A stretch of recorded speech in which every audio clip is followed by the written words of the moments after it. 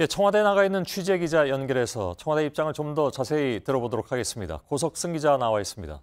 자, 청와대가 문무일 검찰총장의 발언이 나오자마자 연내 마무리는 불가능하다 이렇게 입장을 밝혔습니다. 이례적인 일이죠?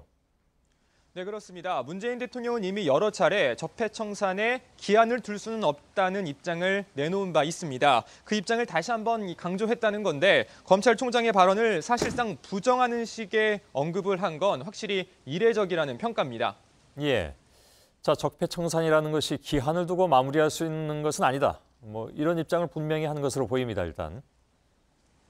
그렇습니다. 청와대는 줄곧 적폐청산이 특정인을 겨냥한 사정이나 정치 보복이 아니라 우리 사회의 불공정 특권 체제를 바꾸는 것이다 이렇게 밝혀왔습니다. 따라서 시기를 정해놓고 끝낼 성질의 것이 아니다. 도리어 본질적인 문제를 그대로 두고 수사를 적당히 마무리하는 것은 더 큰 문제다 이런 입장입니다. 예.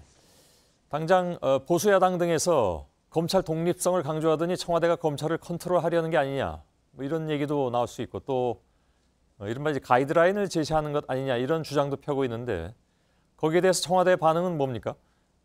네, 우선 이 가이드라인이다 이런 주장에 대해서는 박근혜 정부의 경우 이 박 전 대통령 본인이나 이 여권에 대한 수사에 대해서 대통령이 직접 미리 결론을 제시한 것이기 때문에 명백한 가이드라인으로 볼 수도 있다 이런 평가입니다. 또 이 민정수석실에서 사건을 기획해서 검찰로 내려보내는 이른바 이 지난 정부의 하명 수사와도 다르다는 겁니다. 실제로 청와대는 이 전병헌 전 정무수석 수사도 언론 보도를 보고 알았다면서 검찰 이 수사의 독립성은 그 어느 때보다 보장하고 있다는 입장입니다. 이 수사 관여 우려에도 불구하고 이렇게 청와대가 관련 반응을 내놓고 있는 건 이 적폐청산 피로감을 내세우면서 이 정치적으로 봉합하려는 하는 그런 주장을 견제하려는 의도로 풀이됩니다. 예.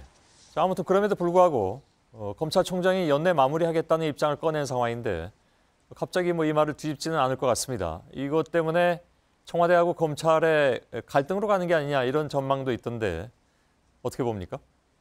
네, 청와대는 이 검찰 수사를 이래라 저래라 하는 게 아니기 때문에 검찰과 부딪힐 일은 없다는 그런 입장입니다. 청와대로서는 적폐청산이 국정의 제1순위일 수밖에 없고 또 기한이 있을 수 없다는 점 이런 점들을 강조한 것이기 때문에 이 청와대가 그런 부분들에 대해서는 당연히 제시해야 한다 이런 입장입니다. 도리어 이 비밀리에 수사를 지휘하고 또 이 방향까지 설정해주는 이전 정부의 검찰 장악과는 다르다는 설명인데요. 이후 수사는 검찰이 사건의 성격에 따라서 알아서 수사를 하면 된다 이런 입장입니다. 예, 고석승 기자가 청와대에서 전해드렸습니다.